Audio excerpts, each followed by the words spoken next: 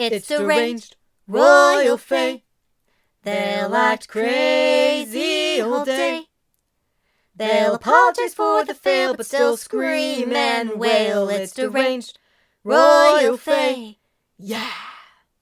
Honestly, I should have grabbed a cup of tea, yet here we sit, tealess and depressed.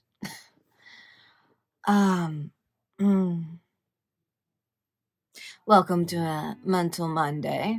As you can notice, I'm leaning into the look of the theme with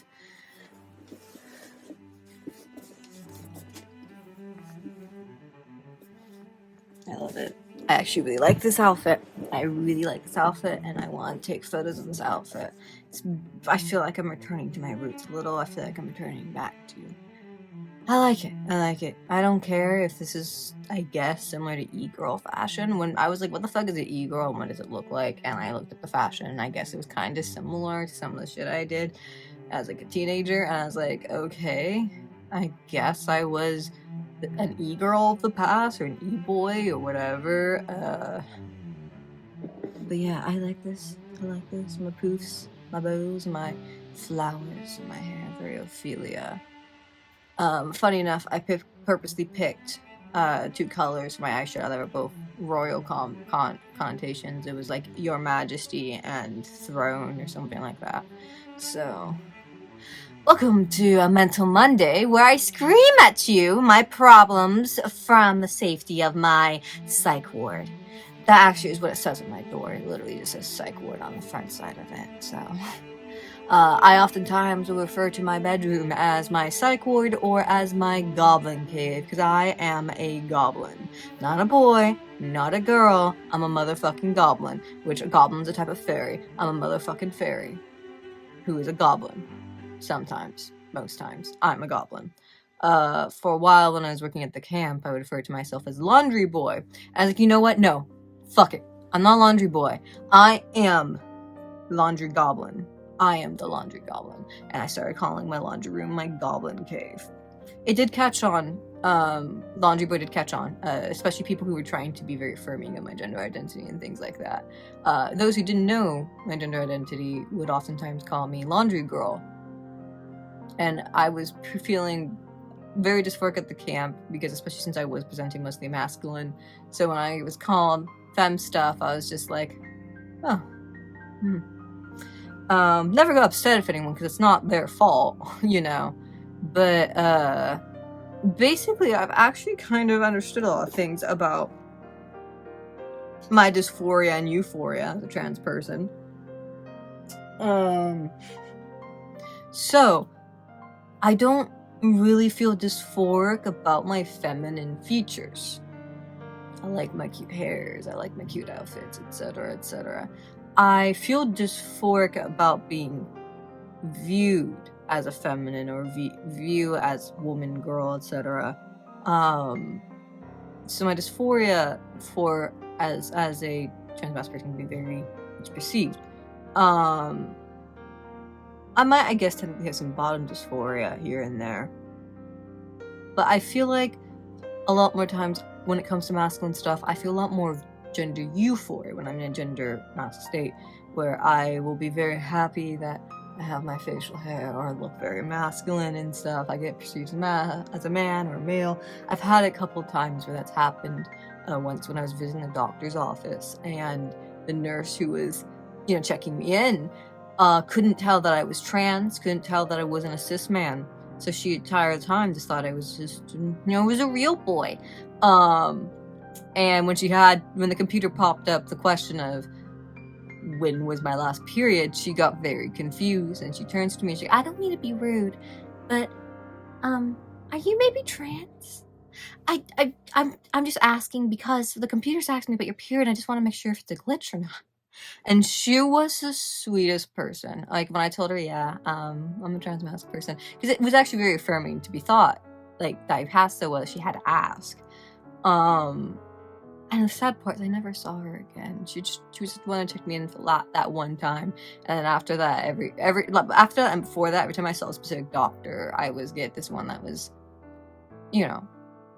new, and still would, not affirm my gender identity. As far as a lot of people know I'm trans, that aren't like part of my friend group or part of this channel, etc.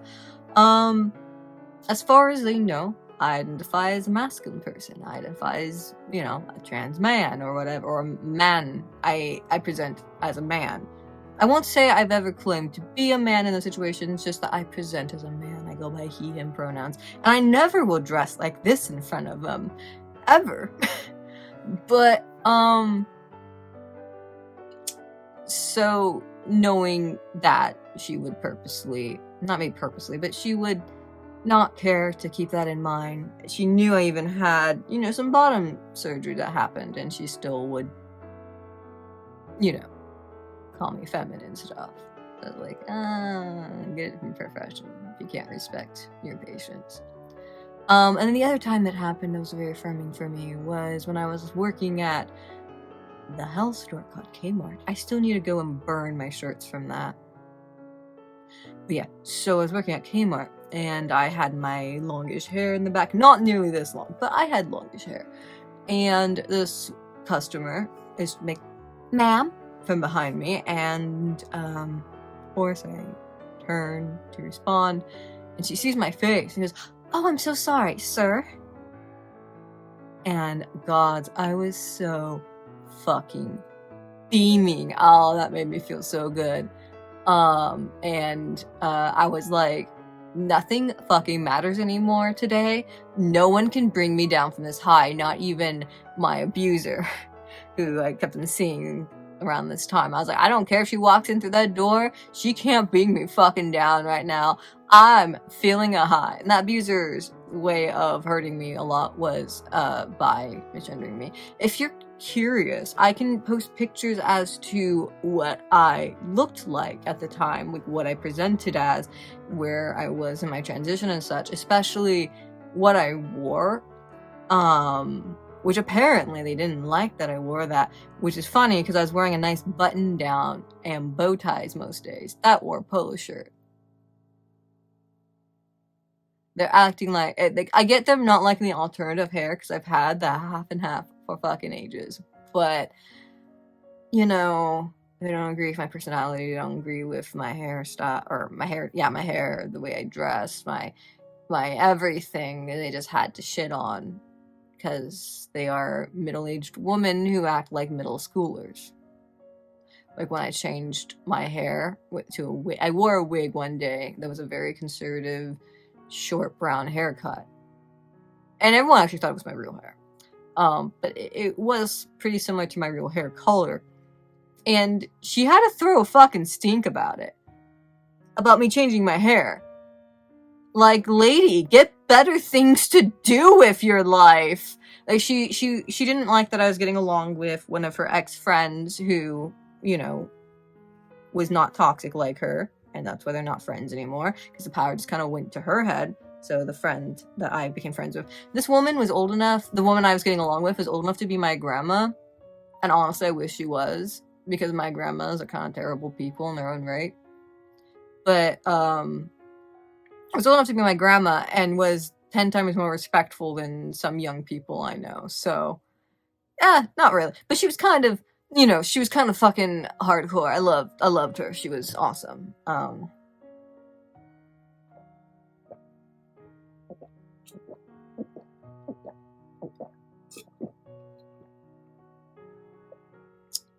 Drink water, kids.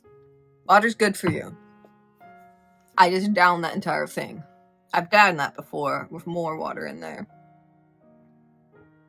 But yeah, so those were two of my affirming euphoria moments. And then sometimes when I was early in my transition, when I saw myself, and I would be like, oh my god, look at that. Especially when I had like a visible mustache without having to dye it, etc. And then especially when I dyed it, I ended up, because I do grow facial hair here. It's just very incredible light, like blonde, which makes sense. I have the gene for blonde in my genetics.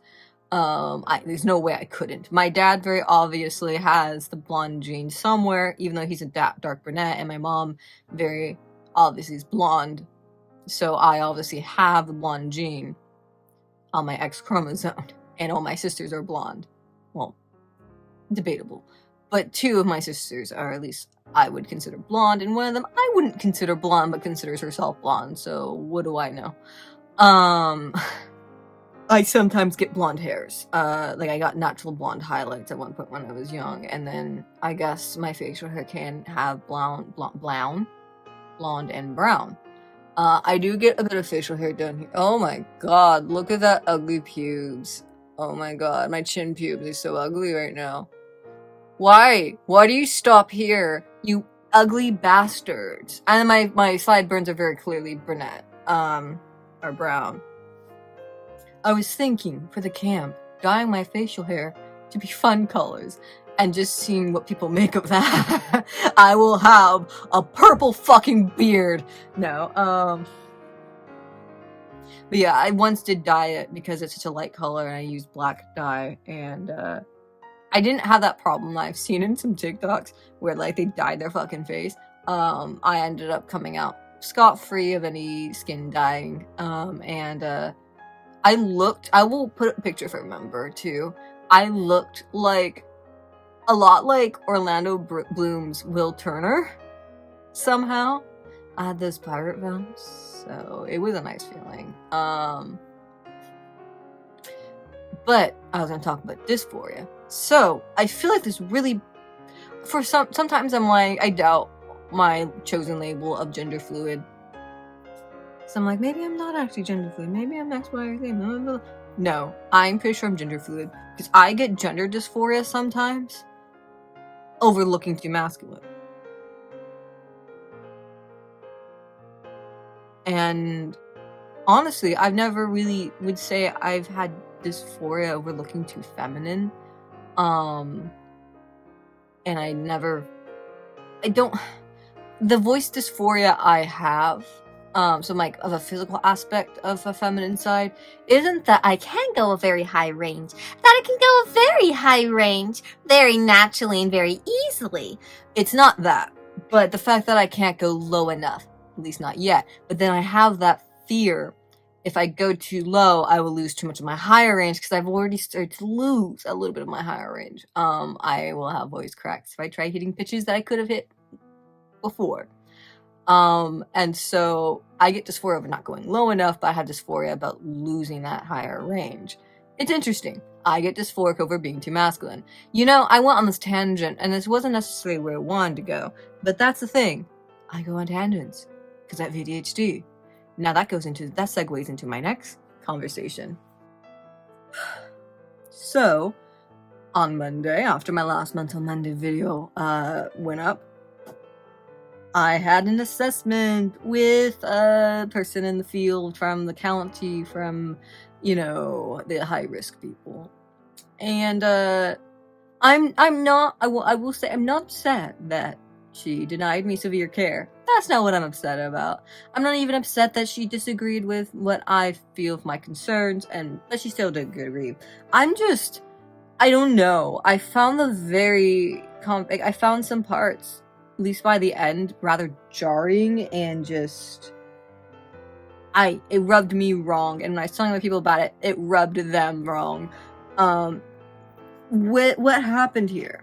Okay, so realizing that I'm fucking struggling, I knew that I needed to see a therapist. I have a psychiatrist. I've been seeing psychiatrists since 2016. My current psychiatrist I saw immediately after when I moved.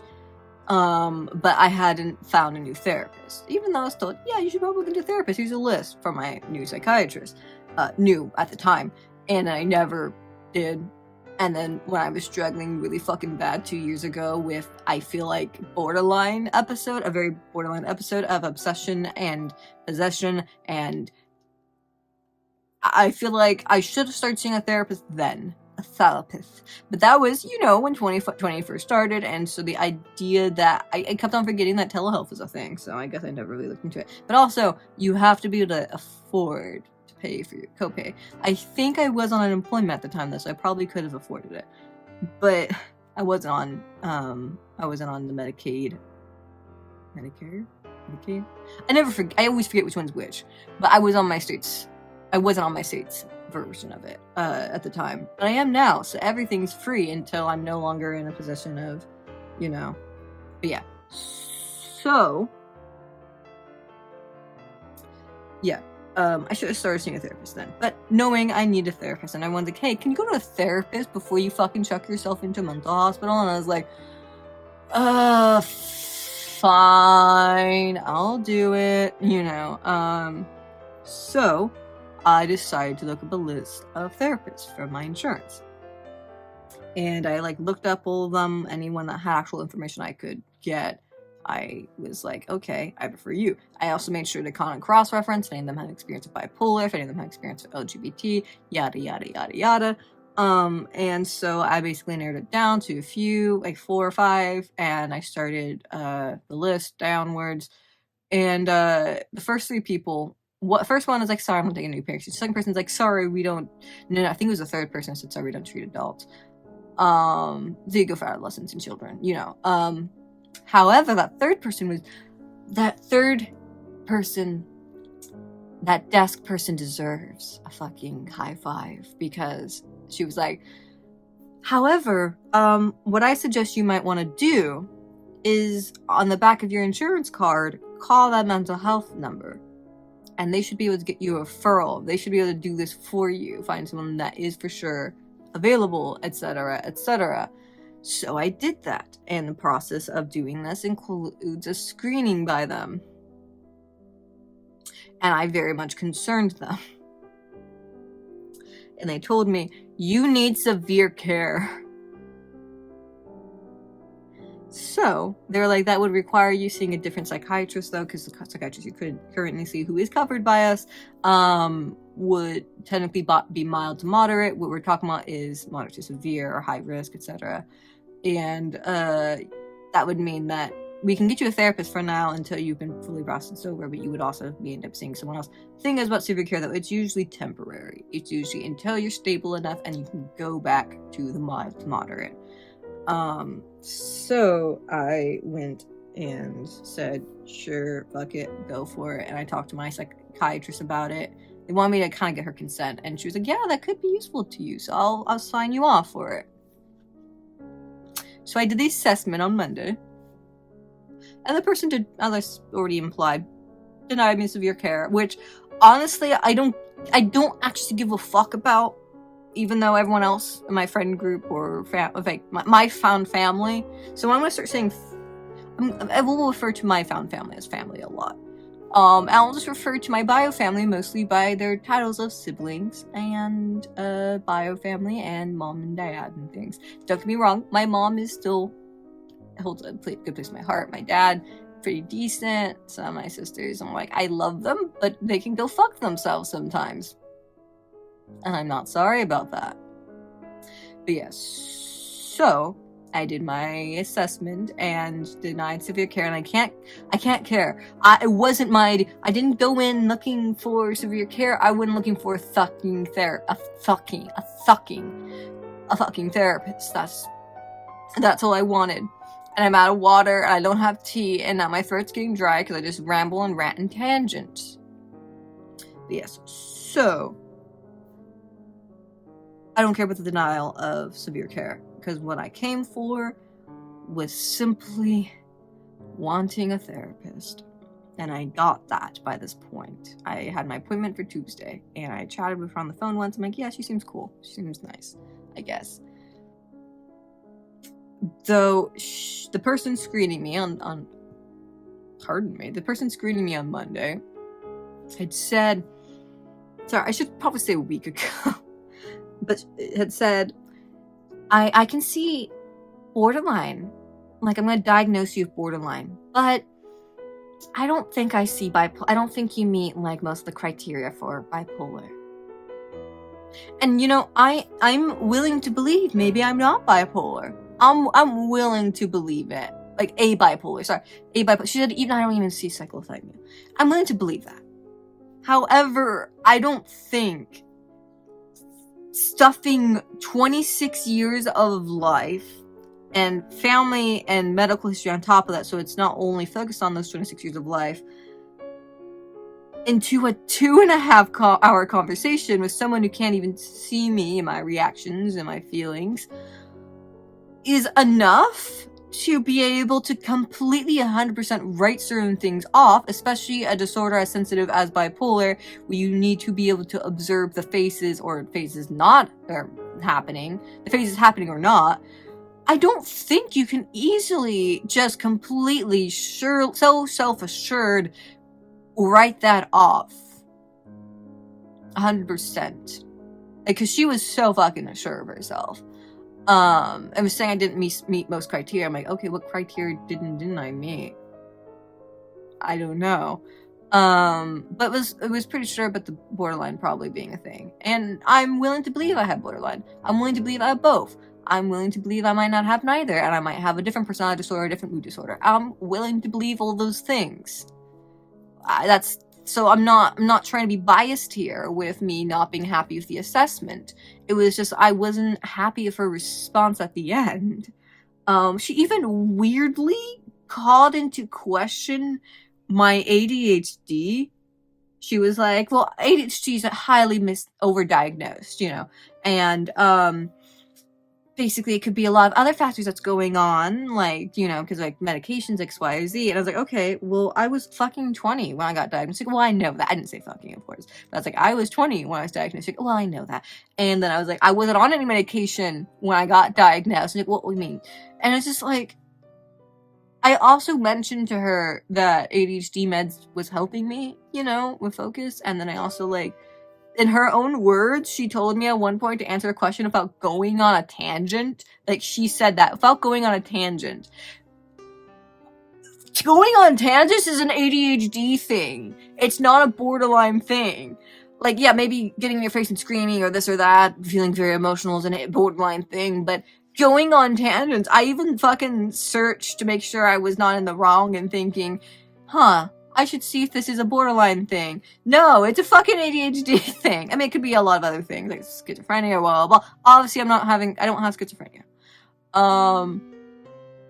But... And then she kind of backpedaled, like, but we would need a longer conversation for the ADHD, and that's not kind of really relevant to this conversation right now. So then why'd you fucking bring it up? Just to, like, make me feel fucking confused and insecure? Like, did you want me to, like, bring it up with my psychiatrist and be like, so my last psychiatrist might have misdiagnosed me? And here's the thing with the bipolar thing. My first psychiatrist was concerned about it enough that she was like, okay, we're gonna try having you rule out, you know, your potential manic symptoms versus hyperactivity, because there's an overlap with bipolar mania, so mania and bipolar, and with ADHD. I actually found a Venn diagram, if I remember I'll put it here, that I really like, that actually had borderline, ADHD, and bipolar, and I actually related to every single one on the bipolar side. I don't remember the third one is, like specifically just the bipolar. I don't remember the third one is, but it was, like, I use the word I self-diagnosed myself with hypersomnia back when I was very young, when I was like a teenager, older adolescent, you know. And then I've been using to describe my happy moments and my highs as euphoria, and that was another word that they use, and I was just like, obviously, that's not the end all. I'm not going to diagnose myself based on a Venn diagram, like, obviously. But I also related to, like, almost every single one of the ones in the overlap areas of ADHD, borderline, and bipolar. And then I also relate to some of the ADHD ones, and I relate to some of the borderline ones, yeah. But, like, the bipolar ones, all three of those, I was like, yep. Can't remember the top one was. But, I also saw this one Venn diagram for autism and ADHD, and I related to every one, a single one of the specifically autism one, and knowing which people on the autism spectrum, being close living with someone, and seeing all these things about, like, autism, and, like, signs of autism in women, blah, blah, blah. I'm like, oh shit. Another thing to add to the list. I even done a couple, like, self-assessment screenings that were, like, high chance of being autistic. Which would make a lot of sense. But yeah, so I didn't like the way she handled the screening, how she ended it, and stuff like that. I just found it very odd. And then she was like, well, I can recommend you some therapists. I'm like, well, I already have an appointment tomorrow. And she's like, well, I guess if that doesn't work out, here's some like names, and you can always call me back. And I'm like, I'm probably not gonna ever talk to you again, lady. I didn't say that, obviously, but it was just how I was feeling. It's like, I don't think I wanna. But yeah. So today, actually, they called me up, the people, the severe care county, what people called me up, like, hey, so we want to check in about how you felt about the assessment, if you want a second opinion or anything. I was like, you know, I don't care about just being seen for severe care, but I would like a second opinion. I'm all for that. Sure, yeah, I'd like a second opinion. I told them straight up, I was not happy with the way that this person handled my assessment. I really wasn't. I felt rubbed wrong. Everyone I tell about felt rubbed wrong. Like, my sweetheart was saying himself, like, I don't. You need severe care. You are struggling to exist. I even told her I was currently in a week of a high. And I told her all of March I was in a fucking low, that I was hardly even leaving my room. I was hardly eating. I was almost always sleeping. That sounds like a depressive episode to a manic episode. I'm not saying for sure that I have that, but does not sound specifically like borderline. And, you know, when I had a phone appointment today with my therapist, and she herself was like, so you know how you brought up that the screening person said that they don't think you have bipolar? That doesn't sound right, based on what I was just telling her. Without telling her, oh yeah, I had a depressive episode too, like manic episode. I was just saying, yeah, so, I had my high last week, and now I'm at the crash, and now I'm going through a depressive thing without any triggers. And she was like, yeah, I don't know if I agree with the assessment, without saying it exactly like that. So it's just like, I want a second opinion. Not even the psychiatrist who's been seeing me for nearly fucking, 4 years or so? She's been seeing me since 2018, so yeah, 4 years. Was completely willing to roll out that. And she even gave me mood stabilizers, which another thing that the person who gave me the assessment knows. Mood stabilizers have been helping me, which yes, mood stabilizers can help borderline, but that's like a 50-50. And not everyone's borderline is the same. Like, borderline's a really hard one. Personality disorders are very hard to treat. You can't really fully treat them with medication. Like, yeah, their personality disorder might cause them depression or this or that, but they're not really a chemical imbalance per se. So it's a really hard one to treat with medicine. It's usually therapy and things like that that can really be useful of treating personality disorders. I pronounce things awfully sometimes. And when I've done plenty of screenings and tests, obviously not official ones, but you know, ones that are pretty close to the mark for both borderline and bipolar, and I usually scored incredibly high on them. And when I showed like my friend one, and I actually did one I filled out with my roommates, having their opinion on them, just because I was like, I don't want to be biased, so I want your guys' feedback. Like, do you think this is a yes or no? It's like mostly a yes or no question thing. And when it came to like, do I feel like these symptoms cause moderates, none, mild, moderate, or severe problems in my life, I felt like it was bias of me to put severe. I didn't actually ask opinion of the girls, my roommates, but when I talked to my friend, he saw that I marked it as moderate, and he's like, I honestly would put you as severe. And I'm like, okay. That was affirming. My people in my household have been so affirming, and it's just something I'm not used to, because when I first told my family ever that I was, you know, seeing a psychiatrist or starting medications, I just kept on getting, I don't agree with that. I don't think you're depressed. I don't think you have ADHD. I'm disappointed in you. Blah, blah, blah, blah, blah, blah, blah. And now I'm in a place where people are like, get help. You're severe. Or I think you need, it's just like, oh my God, found family. Thank you. I'm not saying I 100% agree with I need severe care, but then again, I'm also the same person that wants to check myself into a psych ward. So maybe I do think I need severe care.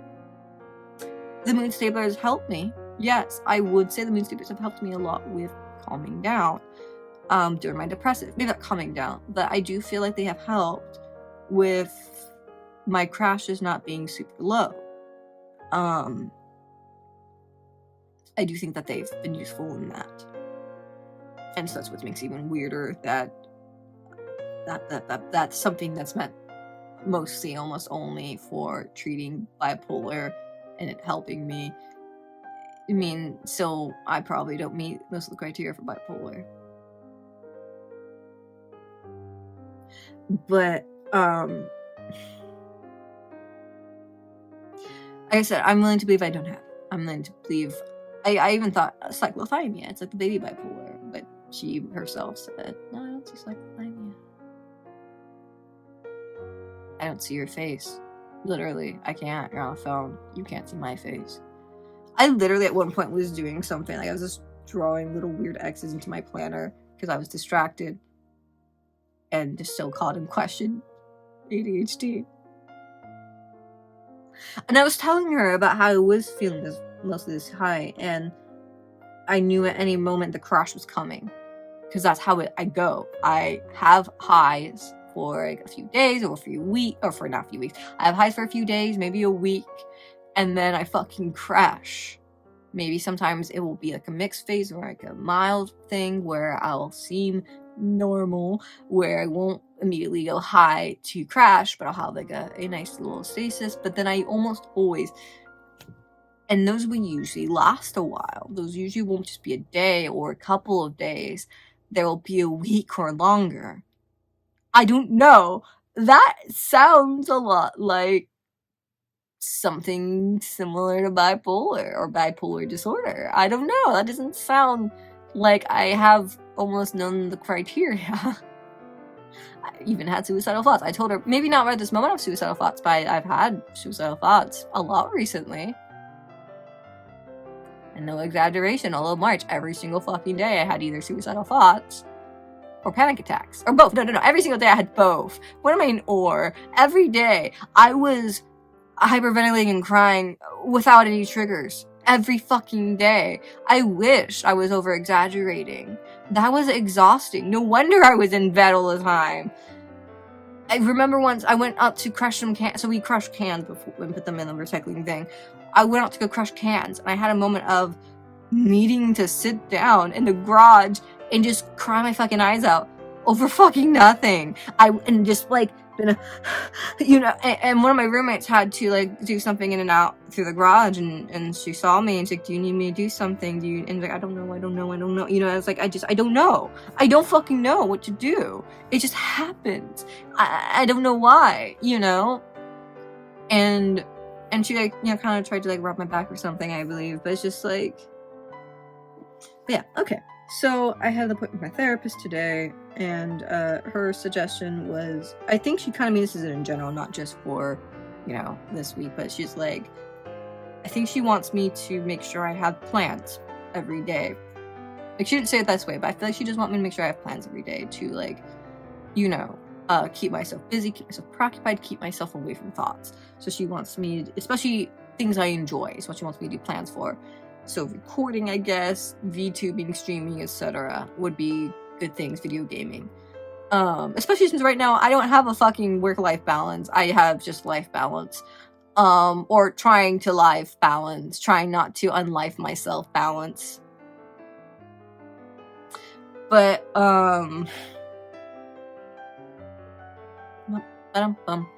but yeah, so, I might end up streaming more often because of that. If I have no plans that day, I'm going to try making sure to like make plans for myself. Maybe I'll be like, okay, every week I want to get into. So the thing about my wonderful, you know, planner is every week they have like, oh yeah, priorities for the week. Oh yeah, to-do list and such.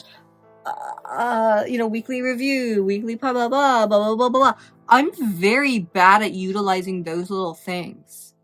If I wasn't going to use them, no! If I wasn't going to use them, I might as well just get a normal fucking planner. And then for the month ones, they actually have things for the month ones where it's they also have like notes and month goals and such, things to do this month, to make this month great. But at the end of the month, for monthly reviews, they have, you know, something kind of similar. And I did do it with the old one I had. I started to do it with the old one I have. And to be fair, I just got this guy. And then they also have like every 3-month review, you know. And I want to be better about utilizing that. So what I want to do is probably when I am utilizing these, so I'll do them at the end, like I'll do them on Saturdays of the week, where I will do the next week's, to-dos, and then I'll do that week's wins. And hopefully I'll make plans for myself. I'll make myself a structure. So like, here's the thing, because I am very much thinking I have both ADHD and autism. I am very much thinking that is a likeliness. The only reason I'd get diagnosed with autism is by having the virtue of saying as someone of autism when it comes to talking about autism, in my experience of autism. Not just so I don't feel like I would be speaking over people who actually are autistic. I wouldn't be speaking over people who actually are autistic if I do actually have autism and have that diagnosis. But as an adult, there's not really much of a point to getting that diagnosis unless you're going to school, going to college, or uni, and you basically can tell a DSPS or whatever your disability, blah blah blah, people, hey, I have autism, I need certain accommodations. Like I can get that from ADHD. So I can understand that.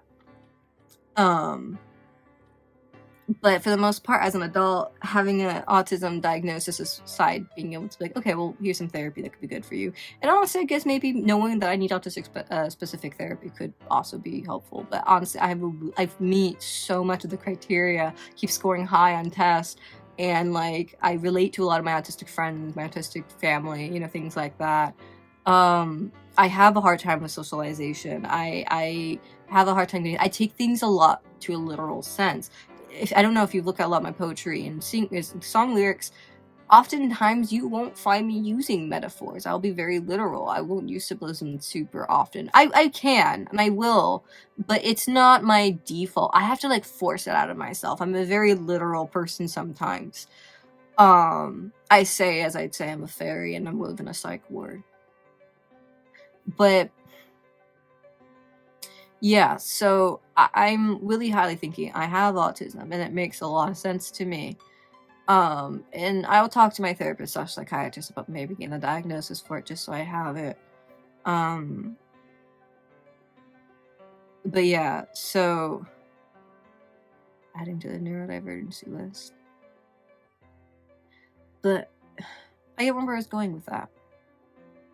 I remember where I was going with this. So if I have autism, I'm going to say the autistic part of my brain likes structure and schedules. I really do. Why else would I grab a planner as a fucking mood journal? I like structure and schedules. I like being in the know. I like to know plans. I like to plan things. I like it. I really do. My ADHD part of my brain can't keep up with it half the time. It's like I will completely structure things myself. Like, okay, work out, blah, blah, blah, blah, blah, blah, blah. And then my ADHD part of the brain is like, sure. Sure. Yeah, that's gonna happen. It's not going to happen. Sometimes it does happen, and sometimes it doesn't. Because then, like, if I do a bipolar, then the bipolar part of the depressive part of my mind's like, yeah, definitely not happening, bro. It's bedtime. 24/7 bedtime. It's cry clock. And then I guess the hypomanic. I don't think it's full manic, but hypomanic part of my brain's like, there's like, yeah, let's get shit done. Let's clean. Let's go. So it's like a mixture of autistic brain, ADHD brain, depressive brain, and hypomanic brain that keep me from structure or help me with structure. Isn't that funny? The mania side's the one that kind of helps me with structure, and it makes me go off the rails on top of that. But yeah, so I want to do planning. At the very least, even if I don't do those things I plan, at least I am trying to keep myself busy, keep myself productive. And I want to be better about wearing my goddamn CPAP when I sleep. When the person I might have mentioned before, who, is dating one of my exes and I got, intimate with, etc., I did tell her, like, hey, if I fall asleep, like, and this was in my room because I was feeling really sleepy, and she went to, like, snuggle me a little bit, and I told her, like, hey, if I fall asleep, this is before we got intimate, can you put on my CPAP? Can you put it on my face? Because I need to be better about it. I even showed her how it's supposed to go on. And whenever my sweetheart visits or I visit him, I need to tell him, like, can you do that? But to be fair, okay, if he sees me napping, but at night, he will sleep before I will, and sometimes I will use that moment between him falling asleep and me going to sleep to get a fucking good cry out. Not on purpose, it's just like, it comes like that stress of having to mask and keep myself calm and collected throughout the day finally slips off, and when no one's around and I can have a good fucking panic attack and cry. I say good, it doesn't make me feel better sometimes. I mean, it can help, but it helps more than not being able to cry. I will say that much. Never tell someone not to cry, unless it's like, don't cry right now at this moment, but you can cry later today when you get home. You know, that's a different thing, because you're not telling straight, don't cry ever. Just don't tell people not to cry. Let men cry. Let people who are depressed cry. Let people cry. Even people who are completely neurotypical. Just let them cry. Just fucking don't telling people not to cry.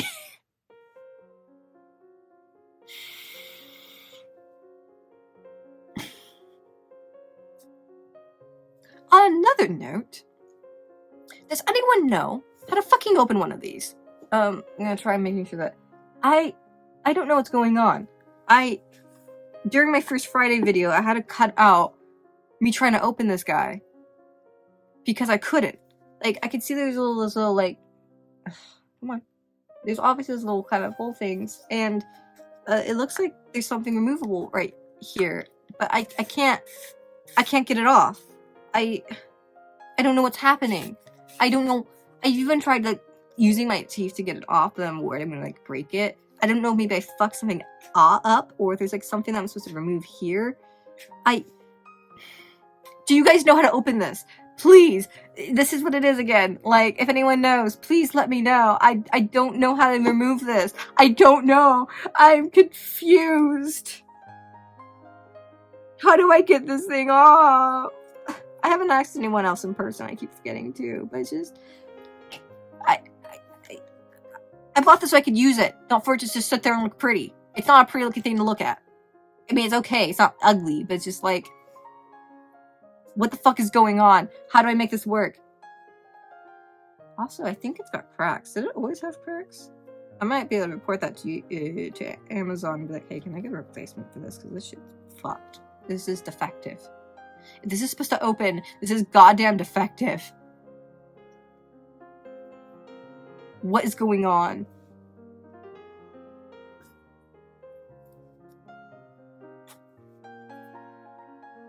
It's driving me mental. So I have my appointment with my new doctor, my new GP, PCP, whatever, next week, I believe, or in 2 weeks, which is really good. I need to talk to her about transition stuff. I want to see if I can find a sort of middle ground as a non-binary transition.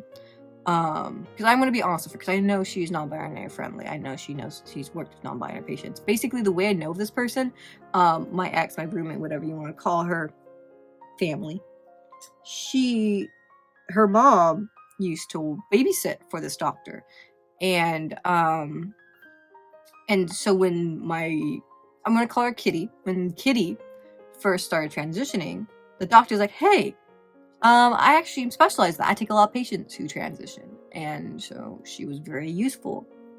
And so my Kitty said that, like, she's one of the very few doctors that she, like, really has fucking trusted with all this shit. Like, she feels like she should educate a lot of her doctors with her current insurance. And if she ever changes her insurance, she wants to see this doctor again. But yeah, so, and so Kitty told me that, yeah, she's usually down for experimental shit. She's normally down for non-binary people and such. So I'm going to be very full-fronted honest with her about being non-binary, not just a trans man. Because I wasn't 100% honest with that with my first GP. I just kind of told her I had gender dysphoria. I didn't tell her I saw myself as a man until I saw myself as a non-binary person. I just, told her I wanted to transition, and then with my endocrinologist, I had to seek out myself because my goddamn GP couldn't do her goddamn job. I don't think I ever said, I think I did the same way. I didn't ever say I see myself as a man, etc. But eventually I did specify to her, yeah, I actually see myself as non-binary, because there's that fear, that non-binary phobia, where people won't take you seriously, people won't let you transition, etc. So I met the qualifications for gender dysphoria. I got diagnosed with gender dysphoria like 3 times by the endocrinologist and 2 different therapists, psychiatrists, not therapists, psychiatrists. So there's just like, and you know what treats gender dysphoria? Transitioning. So I'm willing to talk to her about it. Like whether it's having both high testosterone and estrogen, or if it's, you know, certain things that keep certain traits of T transitioning, you know. We'll see what she thinks is a good idea. But I have other important things I need to talk to her about. One of them being the idea of checking my thyroid again. When I first ever had concerns of bipolar, one of the first things they had me check was my thyroid, especially since my mom was misdiagnosed with the bipolar due to her thyroid. Fun fact, hyperthyroid can present itself very similar to mania, because you can be very active, you can be very da-da-da-da-da. And then hypothyroid can look a lot like depression, because you're very sluggish, you might actually have low mood, things like that. So it's very important when you're speculating bipolar to get your thyroid checked. So I'm going to talk to my doctor about, hey, is it possible I can also get my thyroid checked? Because it's been a hot minute since I did that, and I'm supposed to do that more regularly, but then I moved, so I guess that's why we didn't keep up with that. Besides, I feel like my last PCP would have been shit about wanting to do that, because she was just shit about wanting to do a lot of things for me, especially with regards to trans stuff. I went to go ask her to see a dermatologist for ringworm, and she ended up not processing or not acknowledging that I've asked that, instead just had me go get a blood test for diabetes.